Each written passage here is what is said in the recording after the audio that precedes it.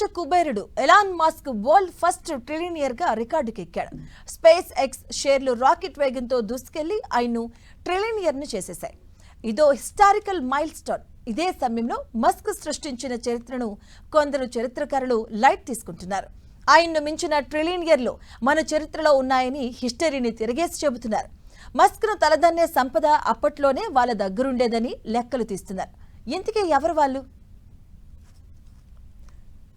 చరిత్రలో దేశాలను ఏలిన సామ్రాజ్యవాదులు, చక్రవర్తులు, నియంతలు, వ్యాపారవేత్తలు ఇలా చాలా మంది ఈ లిస్టులో ఉన్నారు.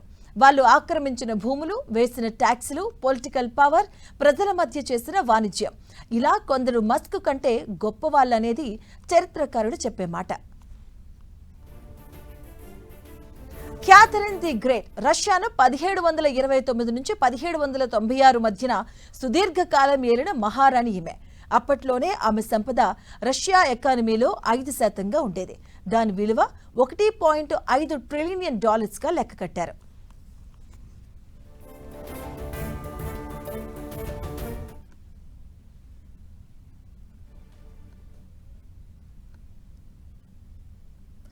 మొదటి రోమన్ చక్రవర్తి అగస్టస్ సీజర్ క్రీస్తు పూర్వం 63 నుంచి క్రీస్తు శకం 14వ సంవత్సరం మధ్యన పాలించారు. రోమ్ సామ్రాజ్యాన్ని సుసంపన్నం చేసిన సీజర్ గ్లోబల్ ఎకానమీలో 25 నుంచి 30% వాటా సాధించి చరిత్రకెక్కాడు. ఆయన సంపద సుమారుగా $4.6 ట్రిలియన్ గా లెక్కగట్టారు. 1878-1953 మధ్య సోవియట్ యూనియన్ నాయకుడిగా ఎదిగిన స్టాలిన్ కూడా అప్పట్లో ప్రపంచ కుబేరుడే. సోవియట్ యూనియన్ ఆస్తులను, సైన్యాన్ని నియంత్రించిన ఈ నియంత ఆస్తుల విలువ అప్పట్లోనే ప్రపంచ ఎకానమీలో 9.5% ఉండేది. అంటే $7.5 ట్రిలియన్ గా చరిత్రకారులు లెక్కగడుతున్నారు. చైనా మహిళా సామ్రాజ్య ఎంప్రోస్ వు జెటియన్ క్రీస్తు శకం 624 నుంచి 705 ఏళ్ల మధ్య రాజ్యాన్ని పాలించారు. ఈమె సంపద విలువ $16 ట్రిలియన్. ఇక క్రూరమైన మహారాణిగా పేరు తెచ్చుకున్న జెటియన్ వ్యాపారం, వాణిజ్యం, పాలనలో చాలా నిక్కచ్చిగా వ్యవహరించేవారు. ఇక మన దేశంలో మిగులు అపారమైనటువంటి సంపదలలో తొలుతూగిన వారే.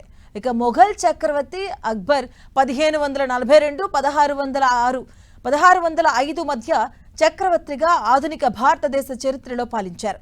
ఆయన సంపద ఏకంగా $21 ట్రిలియన్. సరికొత్త పన్నులు, వాణిజ్య విధానం, సాంస్కృతిక వికాసం ఇలా దేశాన్ని సర్వతోముఖంగా అభివృద్ధి చెందేలా అక్బర్ పాలన సాగించారు.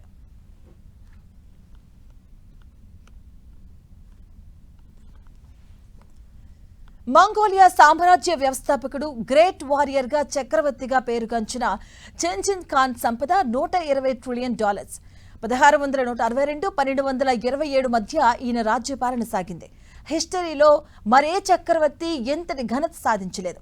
ఇక ముందు ఇలాంటి హిస్టరీని కూడా క్రియేట్ చేయలేరు. ఆసియా, ఐరోపా ప్రాంతాల్లోనూ ఈయన సామ్రాజ్య విస్తరణ చేసి పరిపాలించాడు.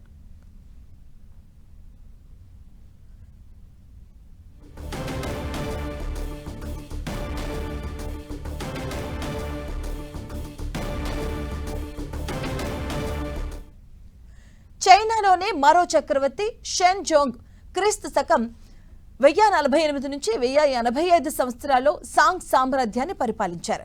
ఈ చక్రవర్తి సంపద $30 ట్రిలియన్.